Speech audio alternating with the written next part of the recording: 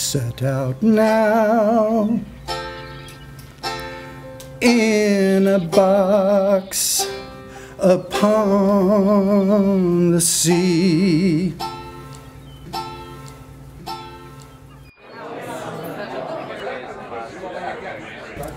While most of us have only experienced the beat rebellion of the 50s and the revolution of consciousness and politics of the 60s peripherally, or at a remove in time, Ed Sanders lived each day at the vital center of both movements. He arrived in New York from Columbia, Missouri, 1 year after On the Road was published, and soon became fast friends with Allen Ginsberg, whose Howl, along with Charles Olson's The Maximus poems, had begun to change the face of contemporary poetry.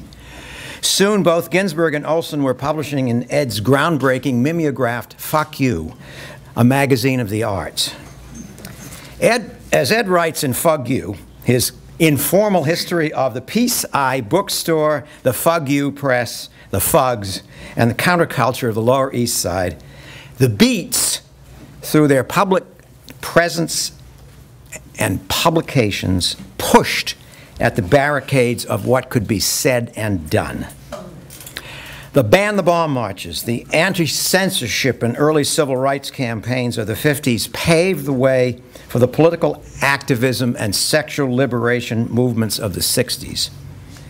Fug You, Ed's extraordinary book, documents his journey from NYU, where he majored in Latin and Greek, through underground filmmaking, the battle to decriminalize marijuana, the publication of his own important poetry, the creation of the revolutionary rock band the Fugs, and the establishment of a bookstore, the Peace Eye, that became the meeting ground for all these activities. In Fug You, Ed writes, Olson had had almost as huge an impact on me, particularly the Maximus poems and his manifesto, projective verse, as Ginsberg, Dylan Thomas, Poe, Blake, and Eliot. Olson dedicated the Maximus poems to Robert Creeley, the figure of outward. I strived in my own modes to be the figure of outward to my own generation.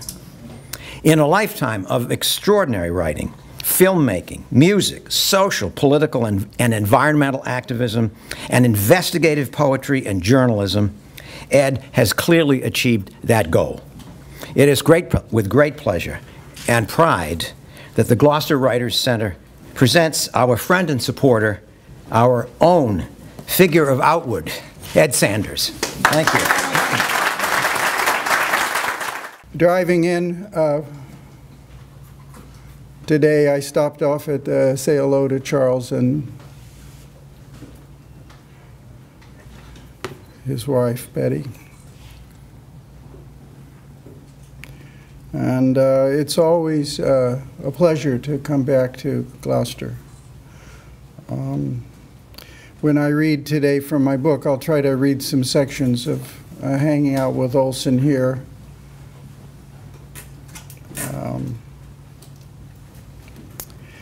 But I'll start out with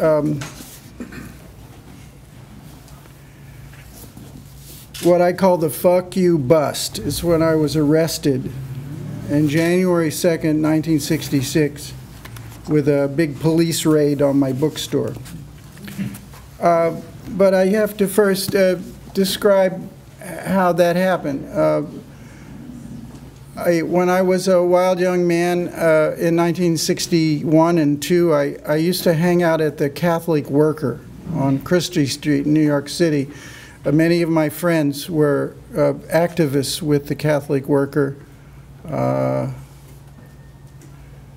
You know, they'd go out and sell the Catholic Worker on the streets, and it cost a penny, but you'd get a quarter. And if the Catholic Worker had lax rules, and then they allowed their staff to use some of that money to buy what was the beatnik beer of choice, Rheingold. Rheingold, 25 cents a quart. And so one February of 1962, in February 1962, I and my friends, mainly from the Catholic Worker, were fascinated with a movie being shown on Avenue B in New York City at an old vaudeville theater called the Charles Theater, where Jonas Mekas was putting on a series of films. And the film being shown was Guns of the Trees by the Mekas brothers. And I went because it was narrated by my hero, Allen Ginsberg. And so we went there, and it was we used to read Jonas Mekas' columns in the Village Voice. He wrote on underground film, way before underground was anything. He would write about Stan Brakhage. He helped Jack Smith make his movies. When I went into filmmaking, underground filmmaking, he found a laboratory that would develop my somewhat erotic footage. And so Jonas was a hero of all of us. So we went to see his movie, and it had a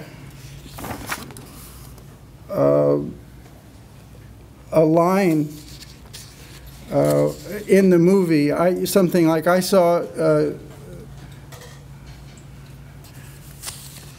all those groped by J. Edgar Hoover in the silent halls of Congress. So that was a lightning bolt. So we went out to a drink at a bar that was where all the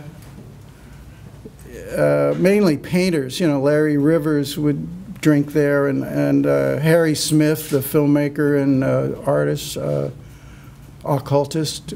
That's where I met him. Anyway, we went out there after this movie, which was right across the street, and I was all turned on. I said, I'm putting out a magazine called Fuck You, a Magazine of the Arts. And they said, sure, Ed, yeah, okay. So, but a couple of days later, I went out on 2nd Avenue and bought a $35 hand-cranked mimeograph machine where you poured ink in the top of the drum. And I said I lived in a pad that had the bathtub in the kitchen with a porcelainized cover. So I put the mimeograph down on the porcelainized cover, and I went down to the Catholic Worker, where you could get a good free lunch. It made wonderful soup, and I got bowling shoes from their clothing dispensary on the second floor, and I typed. I got a bunch of poems, many of them from staff members of the Catholic Worker, and I borrowed some Catholic Worker stencils, and I used a Catholic Worker typewriter, and then I borrowed Catholic Worker paper and took it back to my pad and printed this up and gave it out free. And I started mailing, and I put out a bunch of issues. And Dorothy Day, who's now going to be a saint, got wind that the Catholic Worker typewriter and stencils had been used for something called Fuck You, a Magazine of the Arts, and she put a kibosh on. So I couldn't get my free lunch there anymore, and the staff were banned from publishing in my magazine, although a couple of them resigned. And anyway, I began giving it out, and it had a grabby title. Later, when I ran for the county legislature in Woodstock, this is a few years ago, the word had gotten out to the Republicans that I had put out something called Fuck You, a Magazine of the Arts. So all of a sudden I was having to have a press conference. And I said, yeah, well, I wanted a grabby title. Grabby title, so anyway. So I began mailing this out to my heroes. I mailed one to Fidel Castro. I mailed one to Samuel Beckett and Uzi Surmar, I got his address. I mailed one to Allen Ginsberg, whom I heard was very depressed and hanging out in India with Peter Orlovsky. And I mailed one to Fidel Castro, Nikita Khrushchev, and a bunch of poets.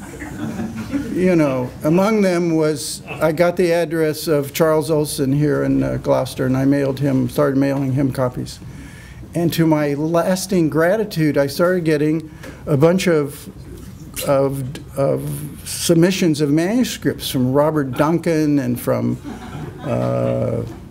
Diane DePrima, Amiri Baraka, then known as Leroy Jones, Frank O'Hara, Ted Berrigan, Michael McClure, but also Charles Olson sent me a nice letter back and some Maximus poems to print. And I was extremely impressed with first it was Edgar Allan Poe, and then it was Dylan Thomas and Ezra Pound. And then I discovered, at the 8th Street Bookshop, I discovered the Maximus poems, and Maximus from Dogtown, one, which completely changed my life. And then I read, of course, projective verse, and I never thought I would ever be a friend of Allen Ginsberg or Charles Olson, but Olson was the kind of guy that, you know, I was 22 years old. I think I knew more Greek than he did, because I was a Greek major, so I could sight read Plato, and, you know, so I had one language that I had him bumped, you know. But you know, and so I would come up in subsequent years to hang out with him here in Gloucester, and he accepted me, even though I was 23, 24 years old, as almost a compatriot. You know, he liked some of the poems I was writing, and he kept talking about guys like Tom and Bill, and I didn't know who in the hell they were. And then I realized he was talking about T.S. Eliot and William Carlos Williams. So he accepted all poets by a first name basis. So anyway, it became very popular to be in my magazine, and I hand drew the stencils, and I adorned them with Egyptian hieroglyphs, because I studied Egyptian at the New School, and I could sight read coffin texts, and so I was always putting these images in my magazine, so it became kind of an Egyptian flavored vehicle.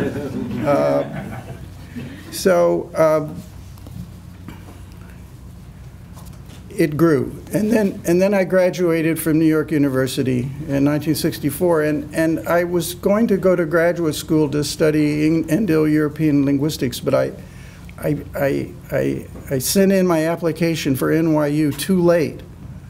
So in 1964, I needed to earn a living, so I opened up the Peace-Eye bookstore on East 10th Street in an old kosher meat market, where I left the Hebrew for strictly kosher on the glass and just put Peace-Eye bookstore, you know, strictly kosher, and had moved my mimeograph machine there, and we started putting out the Committee to Legalize Marijuana, the Marijuana newsletter, and I published my magazine. Allen Ginsberg lived just down the street, and I began to get the attention of the police. You know, I was making underground films in what I called the secret location, which was on Avenue A in a back building, and the police raided that back building and took every single roll of developed and undeveloped film I'd had there. Meanwhile, Tuli Kupferberg lived next door to the Peace-Eye, and he and I started the band called the Fugs, because we noticed that poets, after poetry readings, would go to this dance club and would be dancing to Beatles. There'd be Amiri Baraka and Robert Creeley and Ed Dorn. I mean, they'd be dancing to this rock and roll. So we thought, well, it was the time, you know, it was the time of the happening movement. You know, you could rent a storefront and get a smoke gun and get a couple of people to take off their clothes and dance up and down in bathtubs full of grapes and charge admission. So we decided to get in on that, and so we quickly wrote a bunch of songs, and thanks to and then started performing. A couple of our early Fugs members were junkies, so they kept nodding out in the middle of gigs, so we kept refining our act, is what I'm saying. And Harry Smith, whom I thought he was just a filmmaker and an artist. I didn't realize he was a famous folklore, you know, American anthology of folk music. Anyway, he had a connection to Folkways Records, and he said, hey, you know, this was after we started playing at a bunch of theaters. We had developed our act in off-Broadway theaters, basically, for 2 or 3 years. And so we got to a point where we thought we could record. So he arranged with Moash for us to record an album. And they brought a contract in, and he had sold it to Moash on the grounds that we were the Fugs Jug Band. And so we just scratched Jug Band off of the contract. Anyway, we began to take off. We grew popular. It was amazing. We do midnight shows at the Bridge Theater where Jack Smith's Flaming Creatures was shown, and created a, you know, when Norman Mailer freaked out and wanted to punch people after seeing it. And so we played there, and then there'd be people in limousines, you know, like Richard Burton and Tennessee Williams. You know, we had this song called "Toe Queen Love," and he says, "Personally, I prepare peach pits." Anyway, so anyway, we were more and more popular. So. And I was very active in the marijuana newsletter, and it just was, the heat was starting to rise. So we did a concert on January 2nd, 1966, at the Bridge Theater. And this is the story of the raid on Peaside. The Fugs gave a midnight concert at the Bridge Theater, January 1 to 2, after which I went home to our apartment on East 27th Street and hit the hay. Then zont, zont, zont, zont, there was an insistent buzzing of the downstairs door around 4:30. It was Thule Kupferberg. He said there were policemen inside Peaside. We took a cab back down to 383 East 10th. The lights were on inside the store, and a window was broken. There were police cars outside, and there were a couple of police officers in the store. A few were also in the middle room where I kept the Fuck You Press mimeograph machine and piles of uncollated publications, such as the Toe Queen poems, the Marijuana Newsletter, the Fug Songbook, Bugger, Auden's Platonic Blow, and various issues of Fug You, a magazine of the arts. The officers were examining some pages. I was wondering what it all meant as I grabbed a hammer and some wood and started boarding up the broken window and fixing the front door. A cop was stationed on the outside on the street. And as I was hammering, he said, you know, I don't care personally, but the sergeant is upset. In recent months, I'd beginning to get the attention of law enforcement. For one thing, an undercover police informant had auditioned for the band. So I couldn't help but wonder, had the police deliberately smashed their way in? It was not long before I became aware of Sergeant Charles Fetta, who was then assigned to the 9th Precinct. Fetta did seem upset and appeared to have a case of phallophobia, commingled, I thought, with a splash of phallophilia, because he seemed miffed about instances of exposed male genitalia in some of my publications, maybe a bit too miffed. He asked, "Are all these publications yours?" I thought I should show some confusion and not really answer. My generation knew Lenny Bruce's dictum, deny, deny, deny, to the walls of our being. So I thought maybe if I appeared vague, I could avoid legal trouble. Next, the sergeant's hand seemed to tremble as he thrust an issue of Fuck You, a magazine of the arts, close to my face. "What about that?" he asked, as he pointed to the cover. He was clutching the cover to volume 5, number 4, which showed a boy I had copied from a Danish tobacco package at the cigar store where I worked on Times Square.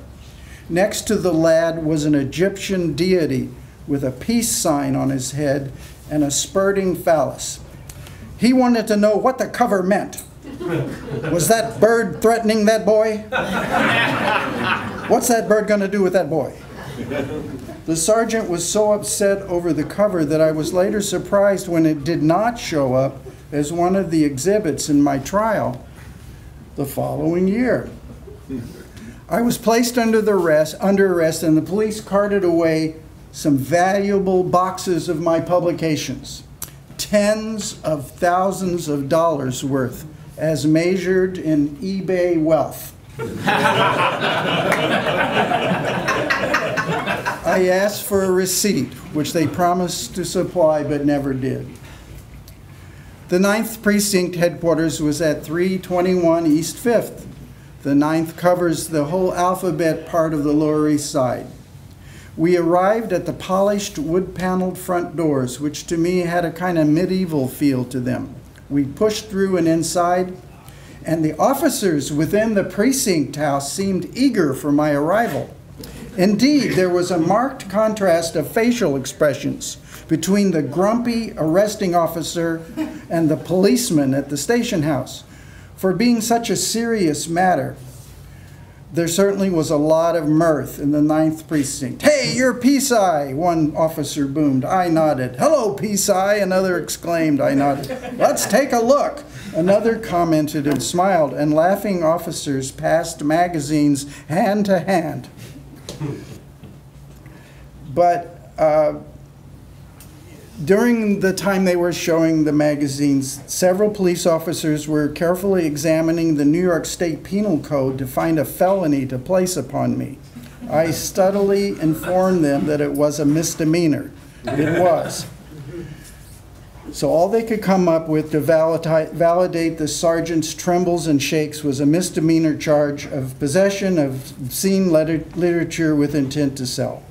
So I was asked to sit at a desk where an officer asked me questions and typed on a non-electric typewriter. Peck, peck, peck. Name, address, phone, age, weight, height. Then he asked if I had any tattoos, to which I replied no. Meanwhile, various officers kept on chuckling and chortling, reading through issues of Fuck You. About a half hour later, my arresting officer, Sergeant Feta, along with another officer, came into the room where I was being questioned. Feta said, "Okay, Sanders, get into that room and take off your clothes." "What's up?" I replied. Then I noticed he was holding the very issue whose cover had so upset him back at B-side. "I thought you said you didn't have any tattoos." He was pointing to the notes on contributors page, where I often placed humorous and speculative comments about the poets in the issue. In this particular issue, I stated that Ed Sanders had, quote, the Ankh symbol tattooed on his penis, and the first 53 hieroglyphs of Akhenaten's hymn to the sun disk on his nuts. I was escorted to the bathroom, where I was asked to lower my trousers. Then the two of them bent down fairly closely. I thought a bit too closely, to scope my pants down groin area in a vain search for Akhenaten's hymn to the sun disk. I was grateful that they did not lean down so closely that I could feel the huffs of their agitated nostrils upon my privies. So we passed through the bowels of we went from the police station to the Tombs, which is the court building, and we were going through, and I leaned to Sergeant Fettis, you know, I know when I win this case, I'm going to have a big party. I'm going to invite you to it. So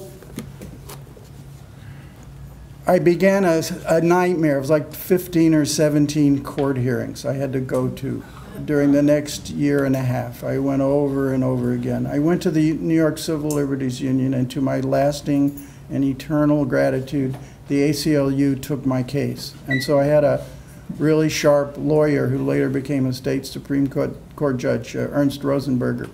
Anyway, we kept going to court. Meanwhile, in the early court hearings, I tried to pack the place, but the thugs were growing. We had a record out, it got on the charts, we were selling out. We moved to a theater on McDougal Street in the summer of '66, which we sold out three shows a night. We started to tour, and we signed with Atlantic Records, and we were making our first album for Atlantic Records. So I decided not to emphasize the fact that I might go to jail for, my magazine. So I just stopped trying to get publicity for it. So the Fugs were, we were recording our album for Atlantic Records, and meanwhile, we were looking for a trio. I was going to be tried before a trio of judges, and we wanted to get the judges that hadn't convicted Lenny Bruce a year or so ago. So we were looking for the miraculously woven together trio of judges that had not fried Lenny. And so meanwhile, I was fooling around with the minds of the judge. Early in '67, one of the court hearings, I went dressed in white. Had a white suit, white tie, white shoes, white pants, everything in white. That was okay. And I had an Eye of Horus that was on my lapel. The next hearing, though, I went all in red. Red shoes, red boots, red corduroy pants, red sports coat, red tie, red shirt. And the judge said, "Young man, this is not a ski lodge." He says, "When you come into my court, I want you to be properly dressed." So I said, "Yes, sir. Yes, sir."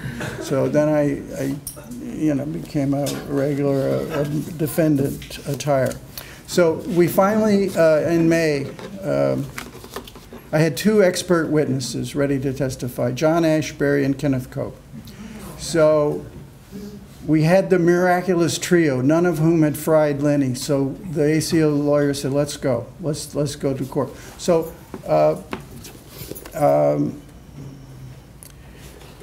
we decided to go to trial. So I call up Kenneth Koch, who's playing tennis at the Columbia University tennis. So he's the only expert witness in the history of world civilization that appeared to testify holding a tennis racket. So he's sitting there in the front row, and I called John Ashbery, and they were there ready to testify. So I'll read some of the trial. It was kind of interesting.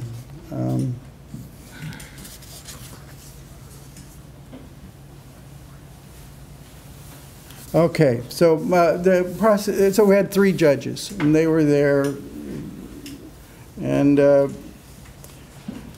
the prosecutor was Assistant District Attorney John Moyna. One indication that we might sail through this nightmare occurred when I heard Moyna, while reading the indictment, pronounce lascivious as lascivious.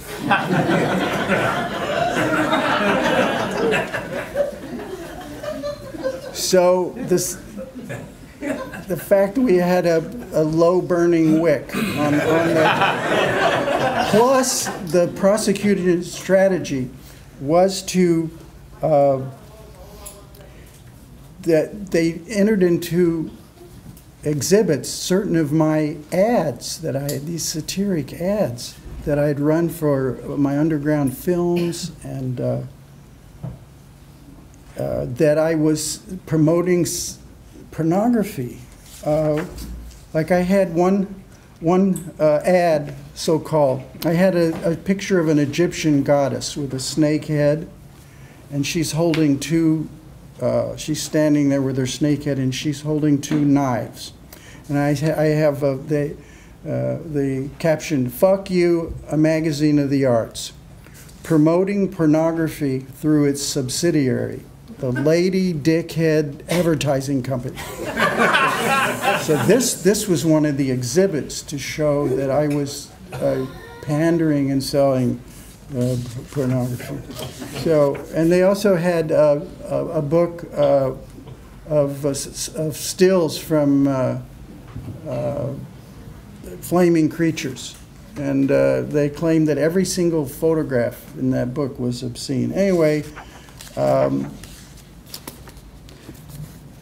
we went to trial, and the cop testified, and they brought up the Lady Dickhead Advertising Company thing, and they brought up various ads that I had made for my underground films. And at the conclusion, then I was going to bring up Kenneth Koch and John Ashbery, but my ACLU guy said, he said, "Why don't we just rest and say they haven't shown their case?" And we did, and we rested, and it made me feel good about the United States justice system. These three judges, cranky guys, voted unanimously that they hadn't proved their case, and I was set free.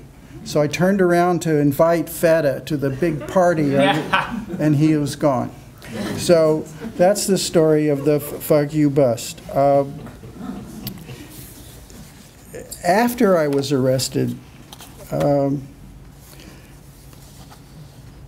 few weeks later, I went up with a woman named Panna Grady to I was trying to, she was always giving, she'd throw these fancy parties. She had a nice apartment in the Dakota, and she was always throwing these parties for Gunter Grass, and, she was giving money to William Burroughs and novelists. And I said to her, one of these parties, I said, I know a great poet. I mean, why don't you start supporting poets? There's this guy in Gloucester, Massachusetts, who's a great genius, and, he's not wealthy, and why don't you? So anyway, a few months later, we drove up to Gloucester, and we went out to dinner at the tavern, and then in October, Panna sent me a letter inviting me up to see her and Charles, who she had rented a place. And it is the story of a psilocybin voyage. Yeah. I decided to take up Hannah and Charles' kind invitation to visit. Ken Weaver and I flew to New York to Boston on the Eastern Shuttle, then took a cab to Gloucester to see the O in mid-afternoon, his morning. Olson had to clear away books from the stove to make us tea. We had dinner, and then we were sitting in the kitchen at Fort Square. We were to stay the night in the house rented by Panna Grady. She was not there. Olson had a bottle of orange-red psilocybin pills, plus a bottle, literally a bottle of acid he'd gotten from Tim Leary. He went into the back room and returned with the bottles of LSD and psilocybin. "Want a swig?" he said, thrusting the liquid acid in my direction as if it were a shot of rum in a bar by Half Moon Bay. "A swig?" I exclaimed. I knew full well that 500 micrograms was more than enough, so why should we risk 500,000 gulps? So we settled on the psilocybin. Olson had apparently tried some in December of '60 and February of '61, and there was the remainder in a bottle almost 6 years later. He shook out a handful of orange-red pills. I took about 8. Weaver had 12, and Olson, at 6'7", had an initial 12 or so, then a few more. We sat talking in the kitchen as the magic mushrooms began to bring us the galactic mush. Olson drove us over near the part of Gloucester called Dogtown where we were to sleep. He drove slowly, so slowly that when I looked back, a line of cars was close pressed behind us. He pulled over, as I recall, to let some of them roll by. Then we proceeded. I felt a great surge of confidence that my mentor, the O, was driving and would get us there safely. Then I glanced to the front seat, and Olson had turned into the Greek god Poseidon. Literally, the horse from the sea with kelp in his mane, matted and wet. So onward drove Poseidon, the seat cushions washed in the froth of his greeny mane. Well, I thought, even if I am bonkers, the driver, my hero, my guru, my bard, was safety assured. Until we passed a clump of what appeared to be boulders in the gloom to the left. Woo! Look at the elephants, Poseidon shouted.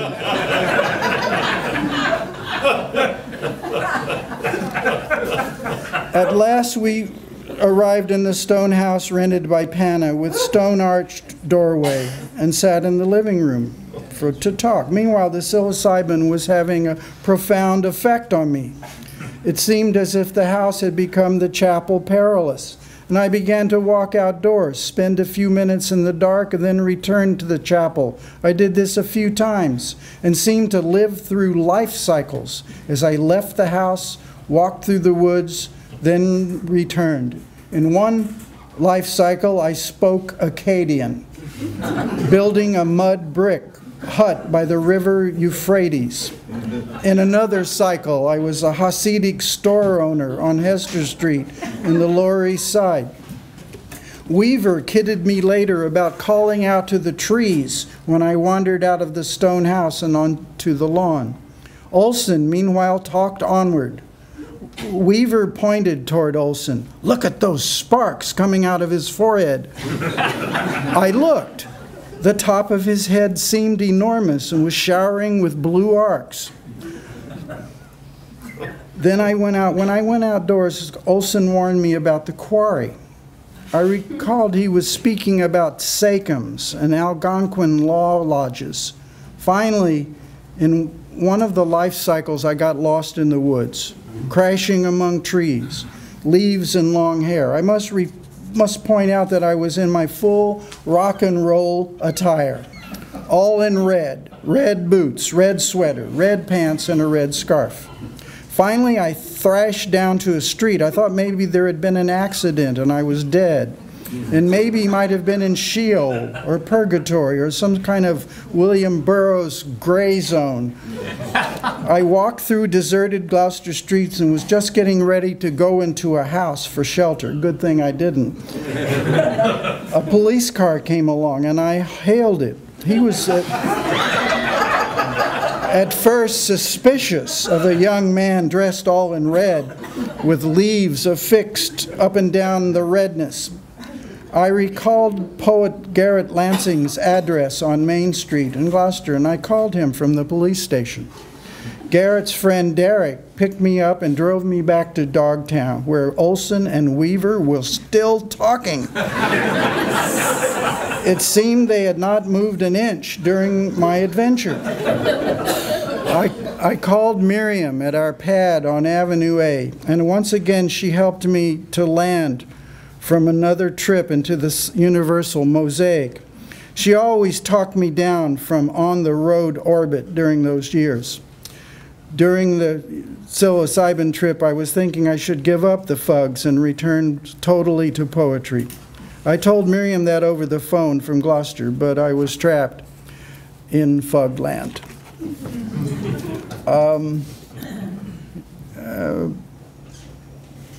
Okay, 306. Olson got a gig to do what are known the Beloit poetry lectures in March of 1968. And just before he went out to deliver those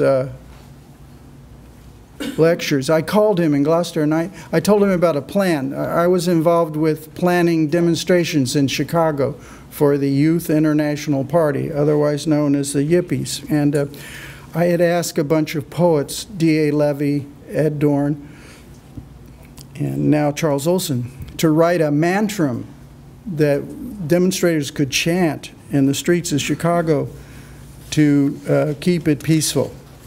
So on March 14th, I wasn't home, but my wife Miriam wrote down what he dictated in the way of a mantra to chant.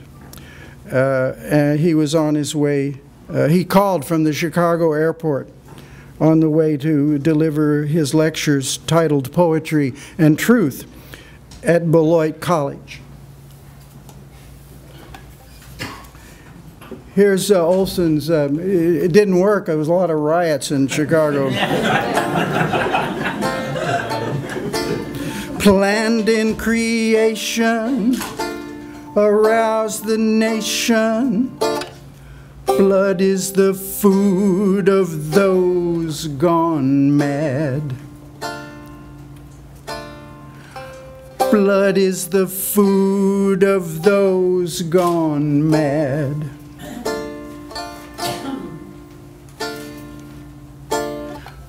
Blood is all over already the nation. Planned in creation, arouse the nation. Blood is the food of those gone mad.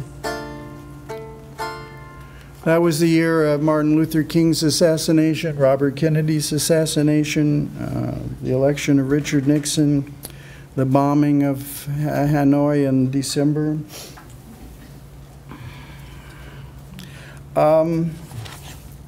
Then, a few weeks later, the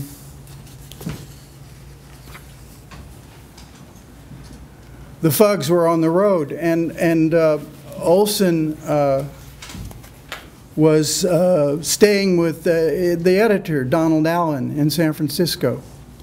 So the Fugs were hanging out a lot with other rock and rollers. So one of our good friends with Janis Joplin, and we stayed at the Tropicana Motel, which was the rock and roll motel on Santa Monica Boulevard. And Janis was partying a lot with our drummer, Ken Weaver, and she had a knack for swimming topless. And so one morning, nobody was out there. It was all alone. And suddenly Janis is swimming, and all of a sudden there's guys walking their dogs. They're, you know, the place is filling up like a concert, you know. And so I got a call from the desk clerk, Mr. Sanders, you're going to have to check out if Mrs. Joplin continues to swim nude. So we had to, you know, go out and reel her in. Anyway, she was working on her album, which became Cheap Thrills, and she was looking for songs. So Olson was staying with Don Allen. So I thought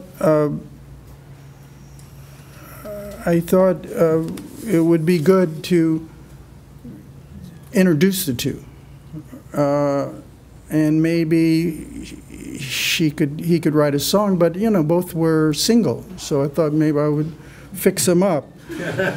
And so I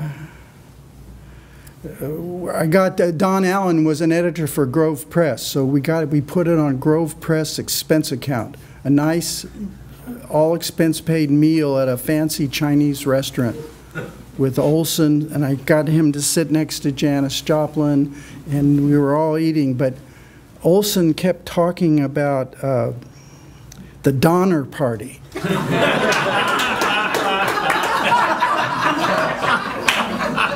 And Sutter Mill and stuff like that, and so hope of uniting the text of Great Bard with Great Singer, and maybe even Love Flash from Great Bard with Great Singer, fell apart because she went off and played pool.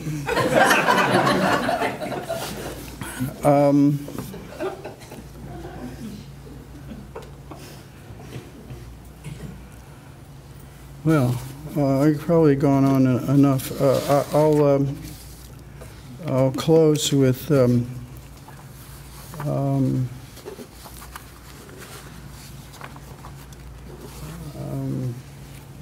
my hymn to O.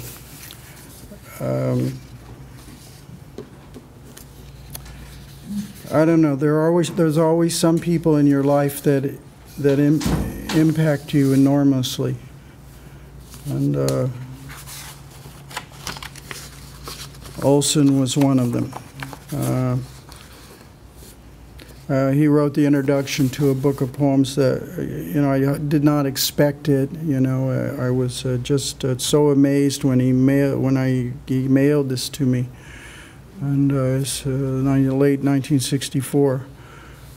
Anyway, so when he passed away, I wrote this hymn to O.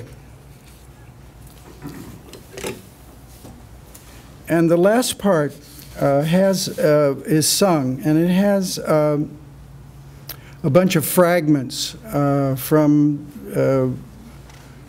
several books of the Maximus poems. I set out now in a box upon the sea, and then various quotes. The great ocean is angry, it wants the perfect child. And then that final beautiful one-liner poem, my wife, my car, my color, and myself. That's at the end of the poem. Hymn to O. There was a term of Anaximanders that inflamed my youth.